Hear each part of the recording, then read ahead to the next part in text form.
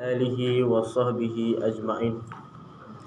سبحانك لا علم لنا إلا ما علمتنا إنك أنت العليم الحكيم ولا حول ولا قوة إلا بالله العلي العظيم. اللهم صل على سيدنا محمد الفاتح لما أغلق والخاتم لما سبق ناصر الحق بالحق والهادي إلى صراطك المستقيم وعلى آله حق قدره ومقداره العظيم.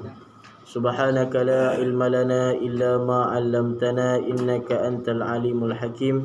اللهم لا سهل إلا ما جعلته سهلا وأنت تجعل الحزن إذا شئت سهلا. رب اشرح لنا صدورنا ويسر لنا أمورنا برحمتك يا أرحم الراحمين. أما بعد. Alhamdulillah, pertama dan selamanya marilah kita panjatkan puji dan syukur kita pada Allah Subhanahu wa taala yang mana dengan limpah kurnia daripadanya selagi Allah Subhanahu wa taala memberikan kesempatan pada kita pada pagi yang mulia ini kita bertemu kembali. Moga-moga kita diberkati dan dirahmati Allah sekalian. Yang saya hormati Tuan Pengerusi, Tuan Imam, Tuan Bilal, Tuan Siap dan seluruh ahli jawatan kuasa surau. Seterusnya muslimin dan muslimat, hadirin dan hadirat, mukminin mukminat, ibu-ibu, ayah-ayah yang dirahmati Allah Subhanahu wa taala sekalian. Baik. Tuan-tuan puan-puan yang dirahmati Allah Subhanahu wa taala, insya-Allah pagi ini kita sambung lagi bacaan kitab Penawar Bagi Hati. Kita sambung pada dan ketahui olehmu bahawasanya perkataan engkau itu ada kalanya taat atau maksiat. Gitu kan? Ya. Kan kita dah masuk dah fasa perut belum Belum. Bismillahirrahmanirrahim. Qala musannifu rahimahullahu ta'ala wa nafa'ana bi'ulumihi wa bi'ulumi masyayikhina fid daraini amin. Kata musannif rahimahullahu ta'ala, dan ketahui olehmu bahwasanya perkataan engkau itu ada kalanya taat atau maksiat atau yang harus yang sia-sia. Maka jika ada ia taat seperti menyuruh dengan mengerjakan kebajikan dan melarang daripada kejahatan, maka padanya pahala yang besar-besar. Dan jika ada ia maksiat, maka padanya siksa yang tiada engkau kuasa menanggungnya. Sabda Nabi sallallahu alaihi wasallam, وَهَلْ يَكُبُّ النَّاسَ عَلَى وُجُوهِهِمْ أَوْ مَنَاخِرِهِمْ إِلَّا حَصَائِدُ أَلْسِنَتِهِمْ. Artinya, dan tiada mensebabkan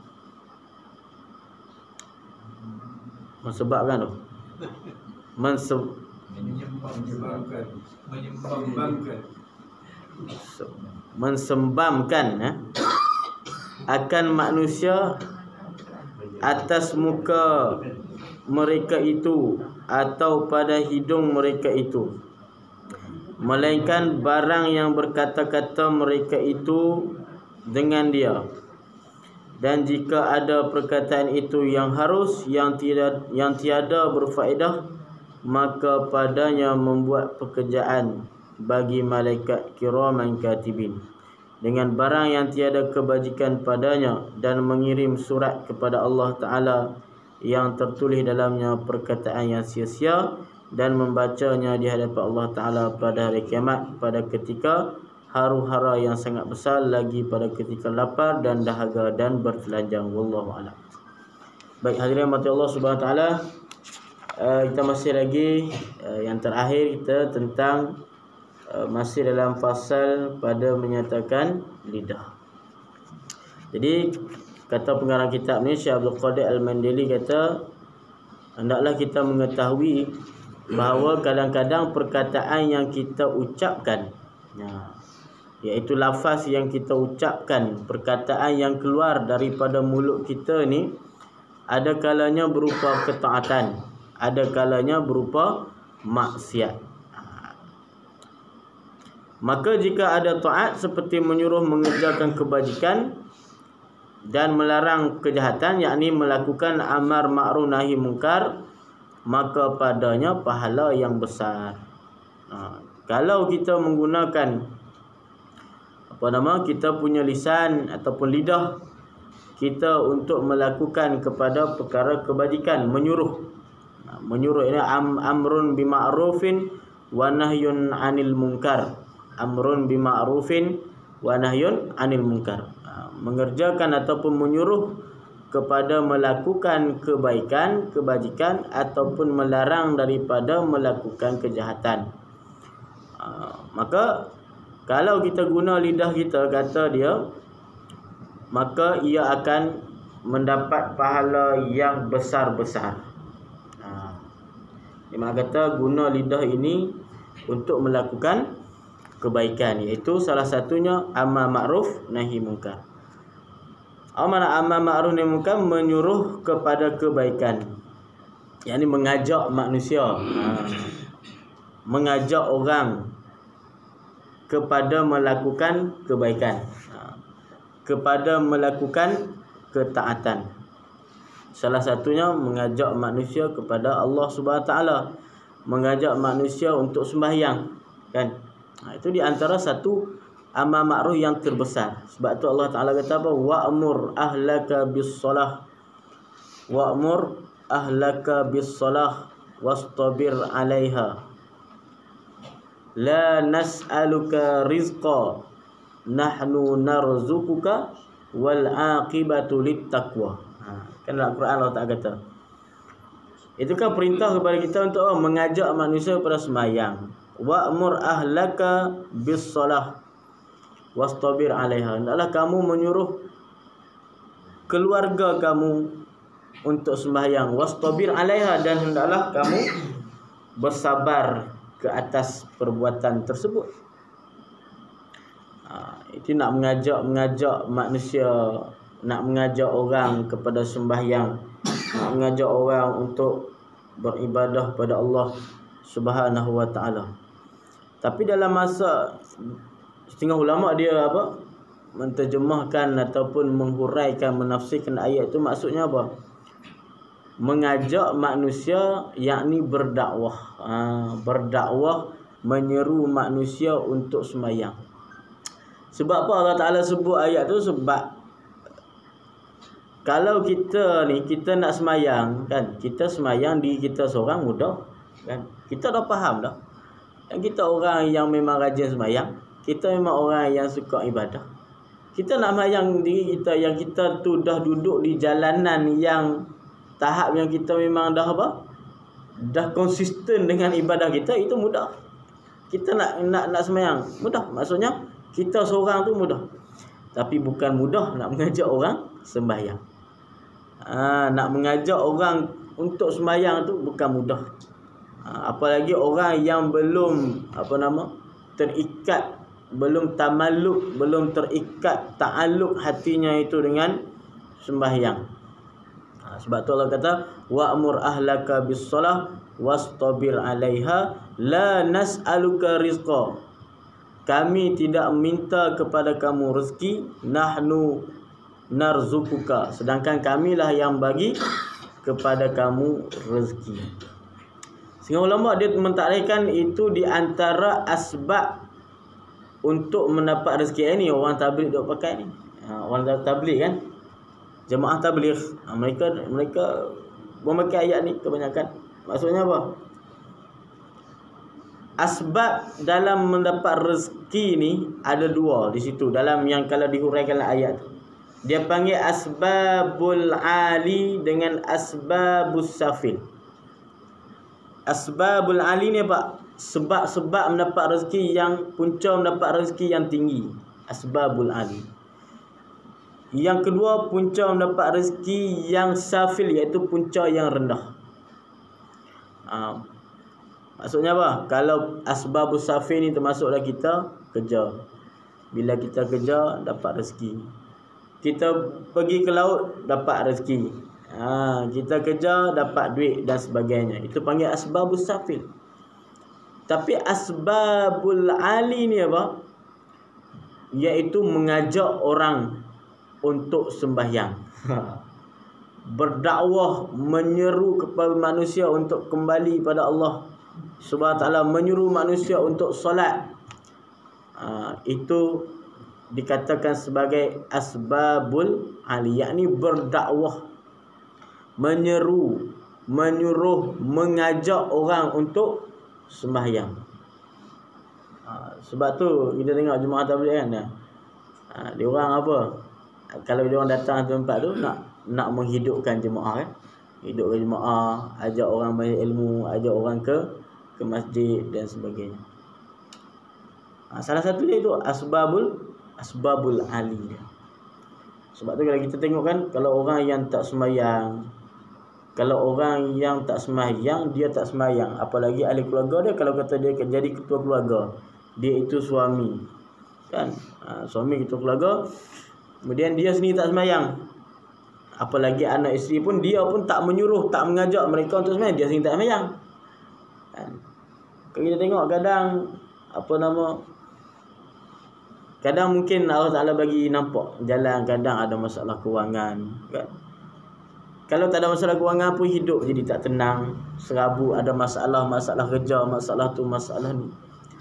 Mereka ramai yang nak keluar daripada masalah tu kan, ramai keluar, tapi mereka tak nampak tidak kembalinya kepada siapa? Pada Allah. Sedangkan Allah Ta'ala jelas dah sebut dalam Quran tu, wa'mur ahlaka bis-salah. Perintahkanlah, maksudnya mengajakkanlah ahli keluarga. Mana ahlaka tu maksudnya ahli keluarga yang terdekat. Kalau dalam konteks yang umum boleh jadi mengajak masyarakat. Kalau dalam konteks pemimpin dia mengajak rakyat dia, itu masuklah ayat tu. Maksudnya mengajak orang yang di bawah pemerintahan kita, di bawah tanggungan kita, di bawah tanggungjawab kita untuk sembahyang. La nas'aluka rizqa. Allah kata, kami tak minta kepada kamu rezeki, nahnu narzuquka, kami yang bagi rezeki kepada kamu. Itu kadang tu lah saya jumpa ada orang yang dia tak hidup dia ni masalah kewangan lah, kita kata ada banyak masalah kewangan. Rupanya cek punca dia sendiri tak sembahyang. Dia sendiri tak memberatkan anak dia untuk sembahyang. Bahkan dia sendiri pun tak sembahyang. Jadi kita katakan mungkin itulah salah satu asbab ataupun punca daripada Allah Ta'ala bagi kesempitan hidup. Kalau orang yang sembahyang, orang yang ni, walaupun dia itu susah kan, walaupun dia itu orang yang biasa sederhana saja, orang yang miskin, tapi insya-Allah Allah Ta'ala akan mencukupi segala keperluan dia dan hatinya pun akan tenang. Sebab tu ketenangan ni tidak kita boleh diukurkan dengan sesuatu benda. Bahkan kebahagiaan sekalipun tak boleh kita nak ukurkan dengan satu perkara. Kita ukurkan, kita tengok dia ni bahagia. Kenapa? Ada banglo, rumah dia banglo, kita kata bahagia dia. Kita rumah biasa saja kan, kita kata contoh. Kita kata kita duk tengok dia bahagia, padahal dia tengok kita bahagia tengok orang tu. Kita ni walaupun ni hutang banyak. Hutang rumah lagi, hutang kereta lagi, hutang macam-macam hutang. Kan? Ada masalah tu, masalah ni, masalah apa. Jadi kebahagiaan itu benda yang subjektif lah, kita kata subjektif, benda yang tak boleh kita katakan nak ukur dengan satu benda. Orang miskin tengok orang kaya tu bahagia, ingat orang kaya bahagia. Orang kaya pula dia tengok orang yang duduk di kampung, orang yang biasa-biasa, tengok dia orang bahagia kan, boleh duduk petang-petang, duduk di depan rumah, sapu-sapu sampah, duduk di tepi sawah, boleh makan keropok kan, minum teh petang-petang. Dia ni tak ada masa, hari-hari kerja, tak ada cuti dan sebagainya. Kata tenang dan macam tu, bahagia tengok dia orang. Alangkah aku ni jadi macam dia orang. Sedangkan orang miskin pula tengok orang kaya, bahagianya mereka. Sebab apa? Harta banyak, rumah besar, kereta besar dan sebagainya. Jadi sebab tu punca dia kata bahagia adalah kita mensyukuri kan, Kita pun sering dengar ceramah dan sebagainya. Bahagia tu apa?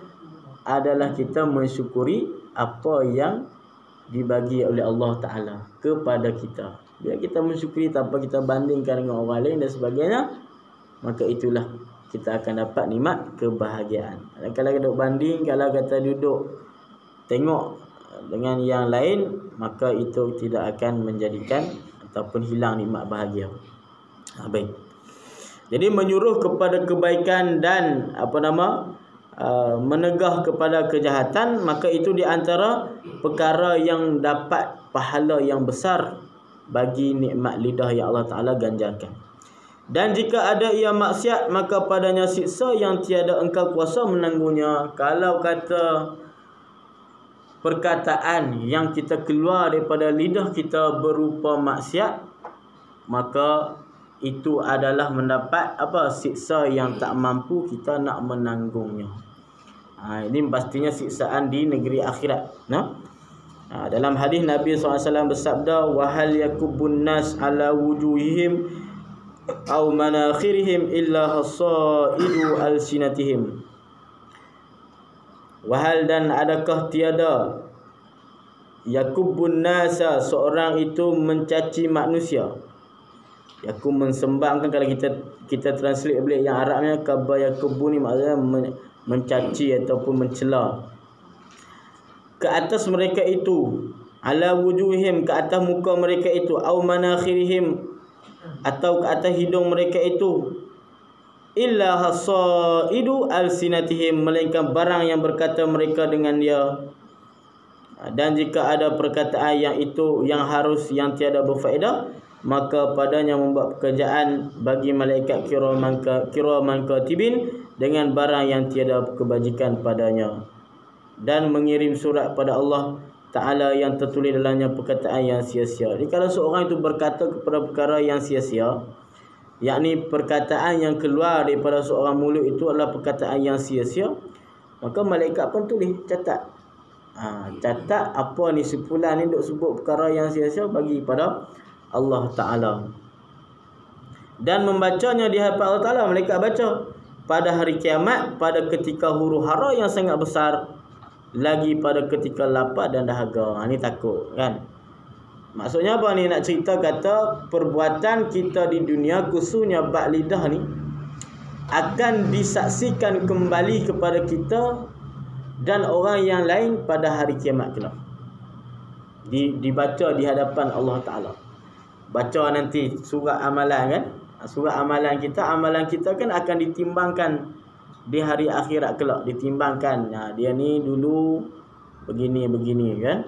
Lidah dia pernah duk mencaci orang, pernah duk kutuk orang, pernah duk hina orang dan sebagainya. Perkara-perkara daripada dosa lidah, maka akan dibaca, dia akan dibentangkan di hadapan Allah Subhanahu wa Ta'ala pada hari yang mahsyar nanti. Itu yang kita takutnya. Moga-moga tidak adalah lidah kita ni melakukan, ataupun kalau ada melakukan, kita segera kembali bertaubat kepada siapa? Pada Allah Subhanahu wa Ta'ala, minta ampun kepada Allah, kerana tidak ada dosa yang Allah Ta'ala tak ampun melainkan dosa syirik. Dalam Al-Quran Allah Ta'ala, innallaha la yaghfiru an yushraka bihi wa yaghfiru mimma duna dzalika liman yasha. Allah Ta'ala tak ampun dosa syirik, tapi Allah Ta'ala ampun dosa selain pada syirik bagi orang-orang yang Allah Ta'ala kehendaki. Jadi sejauh mana pun dosa kita yang kita buat dengan Allah, buat dengan Tuhan, salah dengan manusia, salah dengan Allah Subhanahu wa Ta'ala, kita minta ampun kepada orang, kita minta ampun kepada Allah Subhanahu wa Ta'ala, Allah Ta'ala akan ampunkan. Jadi kalau dosa kita dengan orang kan, dosa kita dengan orang, misalnya kita pernah curi barang orang misalnya, ataupun kita pernah mencaci dia dan sebagainya, kita minta maaf kat dia, maka bahagian yang kita minta maaf tu, bahagian kita sebab kita disuruh pada Allah oleh Allah untuk kita minta maaf kepada orang yang kita pernah buat salah. Bila kita minta maaf, itu masalah kita dah selesai. Kemudian kita hanya bertaubat pula dengan Allah Subhanahu wa Ta'ala. Sebab ada dosa ni, ada yang berkait dengan Allah, ada yang berkait dengan manusia dan Allah Ta'ala kan. Ada dosa ni ada yang berkait dengan Allah, ada berkait dengan manusia. Kalau dosa yang hanya berkait dengan Allah, itu kita bahas dah dulu. Kalau dosa yang kita hanya berkait dengan Allah Subhanahu wa taala, maka kita dengan Allah taala saja bertaubat, minta ampun kepada Allah Subhanahu wa taala. Tapi kalau dosa kita dengan manusia yang lain, tidak boleh tidak, mesti kita kena minta ampun juga daripada orang yang pernah kita melakukan kesalahan, kejahatan, melakukan dosa kepadanya. Tapi kalau dia tak nak ampunkan juga, tak nak maafkan kita, itu urusan dia pula. Urusan kita sudah selesai. Siapa dia untuk tak ampunkan orang yang lain? Siapa dia untuk tidak memaafkan kesalahan, sedangkan kita sudah memaafkan? Sedangkan Allah Ta'ala pun mengampunkan dosa-dosa yang besar, melainkan dosa yang kecil. Dosa besar itu dosa syirik saja.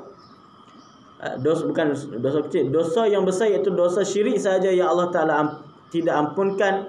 Dosa yang lain semua Allah Ta'ala ampunkan.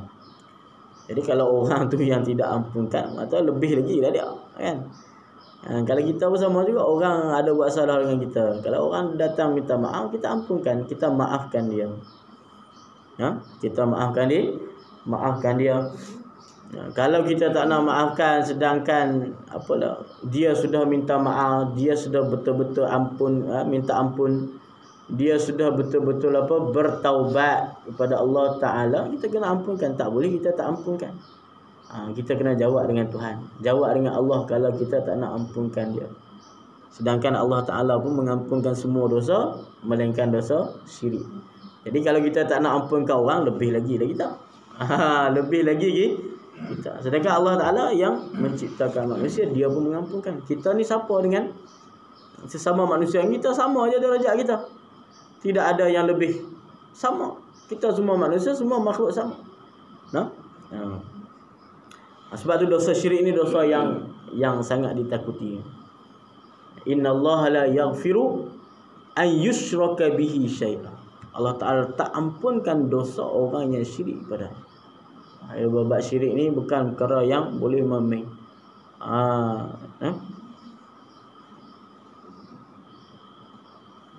Syirik tu banyaklah kan tuan-tuan.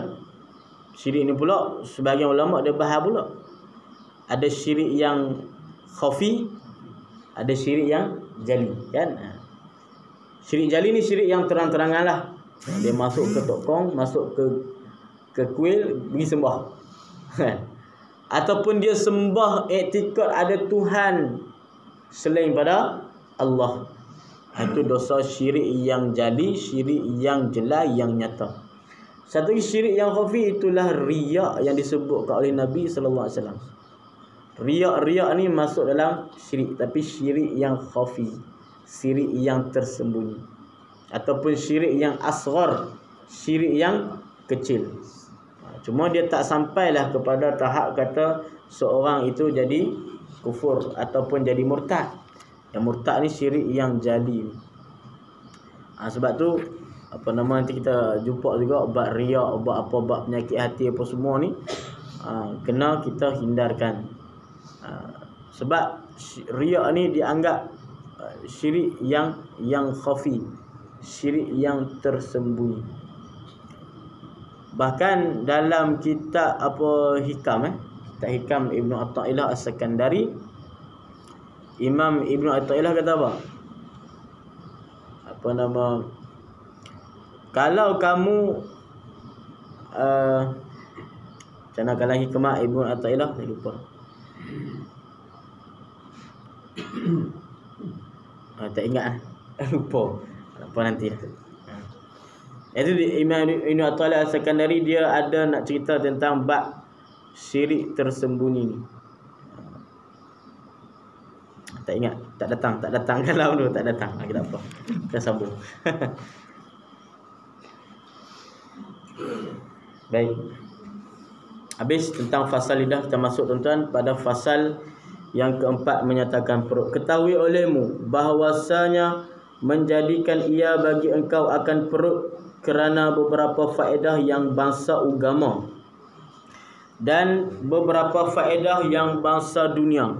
Jadi perut juga Allah Ta'ala jadikan kepada kita. Ada yang tujuan agamanya, ada tujuan akhirat maksudnya, dan ada tujuan dunia. Adapun faedahnya yang bangsa agama, maka memberi oleh perut itu akan segala badan, akan bantuan daripada yang berubah di dalamnya, daripada makanan kepada darah dan kepada air mani, dan dengan dia mendapat anak dan berkekalan oleh manusia. Jadi di antara faedah perut ni apa? Yang bangsa dunia, yang bangsa agama, maaf. Adapun faedah perut yang bangsa agama, maka memberi oleh perut itu akan segala badan, akan bantuan daripada yang berubah dalamnya, daripada makanan kepada darah dan kepada air mani. Maksudnya perut ni tempat yang apa? Menjadi tempat proses. Bila kita makan, perut kita itu akan proses, dan daripada situlah akan jadinya darah, dan daripada situlah akan jadi air mani, dan dengan air mani itu mendapat anak dan berkekalan oleh manusia. Itu di antara faedah agama. Kenapa dikatakan faedah agama? Sebab dalam agama Nabi SAW kata, aku suka kepada umat aku yang mukasiratu bihil umam. Tak silap lah hadis tu Nabi sebut lebih kurang macam tu. Aku suka kepada umat yang memperbanyakkan umat aku, orang yang memperbanyakkan umat aku. Maka di situ ada faedah bangsa akhirat ataupun faedah yang bangsa agama. Yang ni perut ni ada manfaat kepada agama kita. Daripada perut disimpan makanan, diproses, kemudian jadi darah. Daripada darah itu berlakunya jadi air mani, dan dengan ada air mani tersebut dapat memperbanyakkan umat baginda Nabi SAW. Itu dekat sampai situ kan. Itu punca daripada mana? Punca daripada perut. Maksud kata apa? Itu di antara faedah perut yang Allah ciptakan, yang Allah kurniakan, supaya dia itu dapat menjadi faedah kepada bangsa agama, ataupun memberi faedah kepada faedahnya agama. Sebab dalam agama ni Nabi suka kepada umatnya yang ramai. Dalam hadis itu Nabi kata, aku suka kepada mukasiratun bihil umam, yakni aku suka kepada umat aku ini akan menjadi ramai. Jadi menjadi ramai, tidak apa, kita akan jadi ramai umat kalau tak ada perut. Maksudnya faedah ataupun daripada tujuan perut itu untuk tujuan dunia, tujuan agama. Maka dengan sejahtera segala anggota perut, seperti jantung dan limpa dan paru dan perut besar, sejahtera yang tinggal daripada badan, daripada segala penyakit yang mendegah, daripada menaikkan segala ibadat dengan sempurna, dan ada faedah yang bahasa dunia. Jadi di antara faedah agama lagi, bila perut ini sejahtera, yakni sihat, tidak ada penyakit, elok perut ni, maka segala anggota yang lain pun sejahtera, daripada segala badan, daripada segala penyakit yang mendegah, daripada menunaikan segala ibadat. Maka nak kata apa ni? Kalau kata perut itu sejahtera, kalau kata perut itu elok, kalau kata perut itu sihat, maka automatik badan yang lain pula ataupun tubuh kita pun akan menjadi sihat. Maka dengan tubuh yang sihat itu dapat untuk melakukan ibadah kepada Allah Subhanahu wa taala. Jadi itu punca daripada faedah agamanya perut ni. Sebab tu daripada makanan disebut tadi, makanan ini akan bertukar menjadi darah. Makanan yang kita makan akan menjadi daging kita. Sebab tu nanti akan dibahaskan. Di antara faedah ataupun perkara yang dilarang adalah untuk kita makan daripada makanan yang perkara syubhat dan juga haram. Sebab makanan-makanan yang kita makan itu akan bertukar menjadi darah kita. Darah akan menjadi air mani akan menjadi anak. Nanti akan dijelaskan. Maka kalau makanan yang dia makan tu daripada sumber yang haram, bukan hanya dia saja yang menerima efek kesan daripada makanan yang haram dan syubhat tadi, tapi akan turun kepada siapa? Keturunan dia. Akan turun kepada siapa? Kepada anaknya. Maka sebab itulah anak keluar nanti jadi macam-macam. Tak semualah kita kata daripada makanan haram kan. Ada yang Allah Ta'ala nak uji, tu ujilah. Ada orang ni soleh, ayah dia tu orang soleh, orang surau, orang masjid, memang terkenal dengan kesolehannya. Tapi anak tu ya Rabbi, kan, contoh. Itu sebab apa? Kadang Allah Ta'ala nak uji. Bila kita orang yang semakin dekatkan diri kepada Allah, kita ni orang yang tak ibadah, Allah akan uji. Tak ada orang yang tidak diuji. Lagi hebat amalan ataupun ibadah seorang, lagi hebat uji dia. Kadang anak yang macam tu daripada bapa yang soleh, kadang Allah Ta'ala nak uji. Tak boleh juga kita kata itu ayah dia tu dulu makan haram kot, tu ayah anak je macam tu. Tak juga kan. Memang ada efek makanan haram tu, akan efek pada anak, sebab daripada darah jadi air mani akan keluar jadi keturunan dia, jadi anak dia. Cuma tak semualah kan, kita katakan ada yang Allah Ta'ala nak uji. Nabi Nuh alaihi salam, Nabi Nabi ni siapa nak banding kita? Tak kena. Nabi ni orang paling taat pada Allah SWT. Nabi Nuh alaihi salam diuji dengan siapa? Dengan anaknya. Diuji dengan isterinya, yang tidak mahu taat kepadanya. Bila kata Nabi Nuh buat kapal, pula di atas bukit. Masa tu pun bukan ada musim banjir macam kita. Macam kita dah tahu lah musim banjir. Macam kita tahu dah bulan 12 tu mesti ada musim banjir. Mungkin orang dah buat siap-siap dah kan, baru ni viral ada seorang pakcik tu, dia buat rumah dia letakkan apa? Potong dia letak tong biru di bawah rumah dia. Orang kecam dia lah istilah dia sebelum tu. Tapi tiba-tiba datang banjir, rumah dia terapung. Tapi itu dah tahu dah, tiap bulan 12 dah mesti akan galiknya kebiasaannya akan banjir. Tu pun orang kecam, orang kata gila lah, orang kata macam-macam lah. Tapi tiba-tiba padahal dah tahu dah memang akan ada musim banjir. Ini zaman Nabi Nuh tak ada musim banjir macam kita. Buat pula kapal di atas bukit, setengah katakan bukit apa? Judi. Gunung Judi sekarang tu dia ada di sempadan di antara Turki dengan Syria. Bukit Judi itulah bukit Nabi Nuh. Tapi banyak versi lah, banyak yang klaim kata bukit tu, tapi di antara yang kuatnya bukit Judi tu berada di Syria dengan Turki. Bukit tu. Itulah bukit yang tempat Nabi Nuh buat kapal bahtera dia dulu. Nabi Nuh buat atas bukit tu semua bakat maki kata Nuh ni dah gila apa semua. Tapi itu bukan hanya kerana apa? Perintah Allah Subhanahu Wa Taala. Bahkan yang tak ikut sendiri Nabi Nuh sebab anak dan isteri Nabi Nuh sendiri.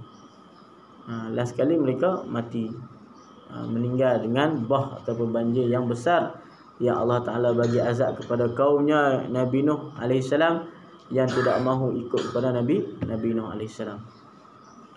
Itu diuji dengan anak, bukan kata anak Nabi Nuh yang jahat tu kerana sifat ataupun kerana dosa yang Nabi Nuh, bukan. Itu kerana ujian Allah Subhanahu Wa Taala. Ada juga orang yang soleh dan sebagainya, tapi anaknya yang tidak soleh, anaknya yang ni yang begitu, perangai yang macam syaitan dan sebagainya. Itu kenapa? Mungkin Allah Ta'ala nak uji dia. Tapi cuma yang kita nak sebut di sini, ada juga efek daripada kesan daripada pemakanan makanan yang haram. Jadi akan timbul kepada perkara-perkara yang macam tadi. Sebab makanan yang akan jadi darah daging kita. Sebab tu Nabi kata kullu lahmin nabata minal haram fannaru aula bih. Tiap daging yang tumbuh daripada perkara yang haram, maka syurga, maka neraka lah yang lebih aula, lebih utama dengan dia. Kan? Sebab kalau orang dia curi barang dia tu tak jadi makanan dia. Kalau dia taubat, dia kena pulangkan kembali barang tersebut. Kalau dah hilang, ganti barang tersebut dalam hukum fiqhnya kan. Tapi kalau dia makan benda yang haram, itu akan jadi darah daging dia. Curi rasuah ke apa kan, sebagainya ikutlah. Dia curi benda haram kan, dia pergi makan ke, ataupun harta yang batil kemudian dia makan harta tersebut. Harta anak yatim kan, wala ta'kulu amwalakum bainakum bil batil wala ta'kulul yatim amwalal yatim. Jangan kamu makan makanan harta anak yatim. Kan anak yatim ni contoh kan. Kita ada anak saudara, adik kita ada anak. Dia meninggal, laki bini meninggal. Tinggal anak saudara kita. Kemudian harta yang ditinggalkan tu kan, Jadi anak yatim ni kalau budak masih kecil, hartanya tidak terus dibagi sebenarnya kalau dalam hukum kan Islam. Hartanya akan dijaga dulu oleh penjaga sama ada mungkin abang kepada si mati tadi, kena adik tengoklah adik-adik yang menjaga dulu hartanya, sepatutnya macam tu. Tapi kalau dia ambil terus, dia ambil terus harta tu, makan harta, itu jadi masalah. Dalam ayat dalam Quran kata fa in anastum minhum rusyda fadfa'u ilaihim amwalahum. Kalau mereka itu dah didapati anak-anak yatim tadi sudah rusda, sudah ada cerdik, maksudnya sudah baligh, sudah sampai tahap mereka itu dah boleh dah menerima duit, wang, harta, fadfa'u ilaihim amwalahum. Hendaklah kamu bagi kepada mereka itu harta milik mereka tadi. Jangan buat senyap kalau buat makan harta. Dia tak apalah sebab dia jaga, dia ambil jaga budak tu, harta yang budak tu ditinggal kat ayah dia pun makan sekali tak boleh. Dia ambil tu sekadar dia nak bela anak dia tadi. Melainkan kalau ada wasiat dan sebagainya, tu lain cerita. Tapi harta yang dia ambil tanpa pengetahuan, dianggap dia sudah makan harta anak yatim. Itu masalah juga Baik, kita sambung sikit lagi. Dengan sempurna dan adapun dah habis tu faedah agama. Dan adapun yang bangsa dunia, iaitu dan adapun faedah perut yang bangsa dunia, maka menyempurnakan kesedapan segala makanan dan minuman dan jima'. Kerana ketiga-tiganya itu adalah ia pada ketika sihat perut. Tu antara faedah dunia. Kan kalau perut itu tak sihat, maka makan apa pun tak sedap dah. Minum apa pun tak sedap dah. Nak berjima pun tak sedap dah. Itu dia kata sini. Maksudnya apa? Itu faedah perut ni. Kalau Allah Ta'ala bagi dengan perut yang sihat, dengan sihatan perut yang sihat, maka akan kita rasa kelazatan daripada makanan, akan rasa kesedapan daripada minuman. Kan kita kalau sakit perut makan tak ada. Betul tak kan? Kita kan sakit perut kita tak sedap, perut masuk angin, tak nak makan tak kan? Bawa lah ayam golek ke apa ke, chicken chop ke, makan hak paling mahal pun kan, bawa lah paling sedap pun masa tu tak rasa sedap dah, hilang dah nikmat makan. Nak makan tu rasa hilang nikmat dah sebab tak sedap perut. Itu di antara nikmat Allah Ta'ala bagi apa? Kesihatan kepada perutnya. Dan bermula mensyukur nikmat perut ini, memeliharanya daripada makanan yang haram dan yang syubhah. Artinya yang tiada diyakinkan akan halalnya dan tiada diyakinkan akan haramnya. Tu antara bagaimana kita nak jaga, bagaimana kita nak melihara nikmat perut yang Allah Ta'ala bagi dekat kita. Salah satunya memelihara perut itu, jangan masuk daripada makanan yang haram dan juga perkara yang syubhat. Syubhat saja pun dah tak boleh, apalagi yang haram. Yang haram yang dah jelas benda itu haram, pergi makan, jelas. Syubhah, perkara yang tidak jelas keharamannya dan kehalalannya. Innal halal bayyinun, dalam hadis Nabi kata innal halal bayyinun wal haram bayyinun wa ma bainahuma umurun mustabihatun la ya'lamuhunna katsirun minan nas. Yang halal jelas, yang haram jelas. Wa ma bainahuma, di antara keduanya, umurun mustabihat, ada perkara yang tidak jelas. Itu yang dipanggil syubhah. La ya'lamuhunna katsirun minan nas, Nabi kata. Yang ramai manusia yang tidak mengetahuinya. Kan benda yang syubhat ni kan benda yang kita susah nak pastikan. Sebab tu bila kata susah kita nak pastikan, tinggalkan benda yang ragu. Tinggalkan benda yang sama-sama. Yang kita anggap syubhat tu kita tinggalkan. Kalau kata konteks kita sekarang, yang tak ada tanda halal yang jakim tu tinggal, tak payah makan. Kan syubhat mula tu.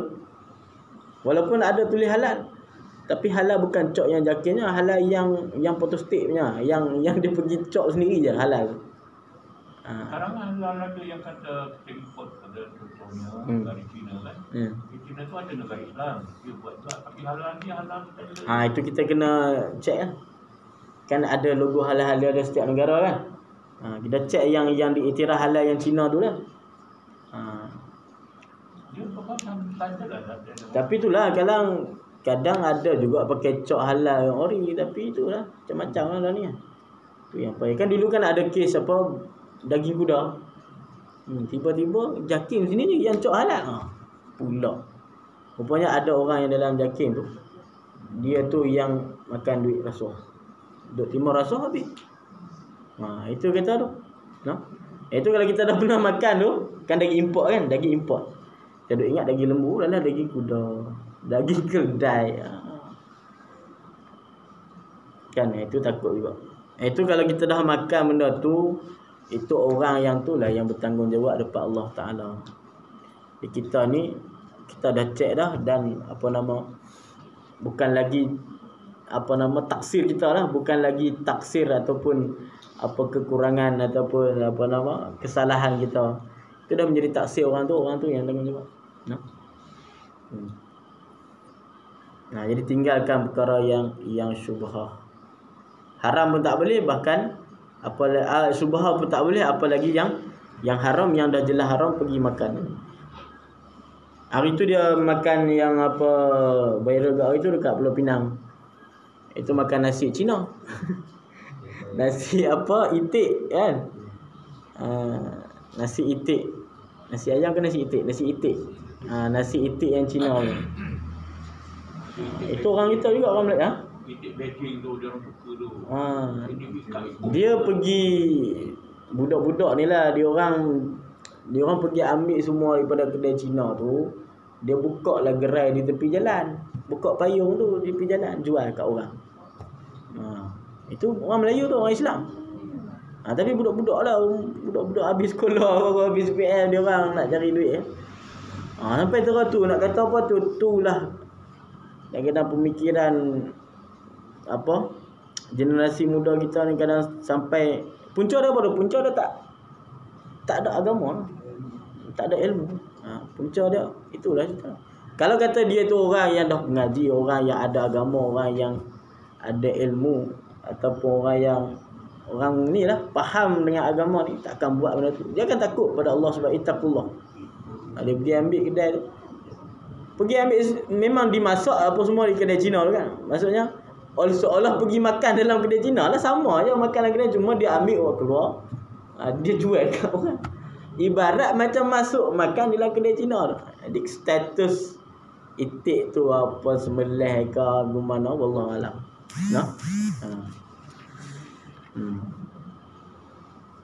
Tapi tu tak jadi, sebab apa kita tak rasa macam syubhah? Sebab yang jual tu orang Islam. Kita pun tak rasa syubhah kata. Kan? Kalau jual tu orang bukan Islam, kita rasa syubhah. Ni orang yang Islam jual. Kan? Tapi kalau kita makan kedai orang bukan Islam, tapi dia masak, dia kata saya tak masak babi, dia kata. Masak yang lain, kita lagu mana status agak-agak tentang. Itu pun syubhah juga. Tinggalkan. Walaupun kita rasa mungkin halal, tapi syubhah. No fork lah apa. Dekat sini saya tak tahu lah, tapi dekat Penang ramai sebenarnya orang kita pergi makan kedai Cina tu ramai. Saya pernah jumpa juga kan. Satu kedai, satu Melayu, satu kedai tapi dia buat yang makanan tu orang Melayu masak. Tapi yang minuman orang Cina. Satu kedai. Dekat Penang lah. Saya pelik juga kita kan. Lepas tu dia orang order makan, bila order nasi pada orang ambil orang Melayu lah. Lepas tu order air Cina. Satu kedai Cina yang bancur air pun semua. Allah, walaupun kita kata dia bancur air, tak ada masalah lah. Bukanlah sampai tahap kita nampak dia bancur air tu. Bukanlah sampai tahap kepada haram apa semua kan. Tak halal lah, kita kata halal mungkin. Tapi itu pun kita rasa tak elok lah kan. Orang yang bukan Islam mungkin dia tu tak bagi kita minum, tak tahu rasa macam mana. Lepas tu ada kedai cendol lah, pergi makan cendol Cina dekat Penang. Macam-macam kat Penang. Cendol Cina pun dia rasa sedap. Cina nak jual cendol berjalan tu dah tahu terang-terang tulis Cina. Orang hak jual tu pun Cina. Pergi beli lah. Allahu Akbar. Ni kalau kadang-kadang kita kita boleh elakkan kedai yang datang kita jangan makan. Tapi kalau kita pergi di tak mahu lah bukan apa pergi ke luar negeri kan. Yang saya pernah pergi negeri China contohnya, Beijing kan. Terpaksa lah tak. Kita apa ni ikut tour tu Islamik punya. Kita sampai ke tempat tu memang kedai tu ada surau pun. Tapi dia punya makanan halal tu dia tulis halal biasa, halal. Memanglah betul halal lah kan. Tapi tak tahulah itu kata halal macam mana. Dan apa yang paling sebab kalau di Beijing tu dia ada itik Beijing kan. Itu memang terkenal kat Malaysia ni pun, kat Ipoh. Di sana yang pelik ni kawan-kawan kita di Pak Lupai pun dia kata sedap. Bukan sedap. Dia kata pasal tempat tu halal. Pergi kat Beijing tu lah. Memang terkenal itik halal Beijing tu. Dah yang makan tu dekat sana lah, kat Beijing lah. Tapi saya tu kata saya tak makan itik, senang kata. Tapi yang Cina ni lain-lain tak tahulah, tapi dia orang nampak kita ni dia pun bertudung cantik kan. Dia nampak kita pun pelik, kita pun orang Islam kan. Oh, dia Islam lah yang menega tu. Tak tahulah benda dia Islam lah kan dia. Ada tempat kawasan Islam. Islam tu tak masalah lah kan. Tak ada masalah lah. Kita tengok dari kita ni hukum zahir tak perlulah kita cek sampai ni. Kita rasa saya pergi di Tokyo ya. Saya kalau makan cari kedai Indonesia tak ada. Tokyo Jepun ada Quran. Orang Indonesia ada Quran. Kat kedai ni apa semua ada. Tapi dia tanya nanti mau babi tak mau babi. Tak ada makan kan. Itu bukan kat sana, dekat tempat dia pun macam tu. Dekat Indonesia pun macam tu. Yang baru ni pakai tudung jual babi. Pakai tudung jual babi. Ya Rabbi. Dia buat macam bola-bola kan, bakso lah kat sana. Bakso babi. Tapi yang jual tu wanita pakai tudung. Allah kan. Itulah. Allah alam lah tu, kita tak tahu macam mana. Tapi yang pergi ke selalu makan roti kan, dengan minuman dulu kan, makan roti dengan dia minum susu yang dalam kotak tu je lah. Yalah, itulah kalau kita nak ni kan, kita minum macam tu je lah. Puas-puas tu baik-baik. Lebih baik tu kata tinggalkan kan. Wah-wah tu kita tinggalkan, melainkan kita yakin kan, oh kita ni. Tapi kalau wah-wah kita rasa benda tu syubhah, tinggallah, itu yang terbaiknya. Tapi kalau macam kita pergi luar negara mungkin tak banyak choice kan, tak banyak pilihan yang kita boleh buat. Nak buat macam mana kan?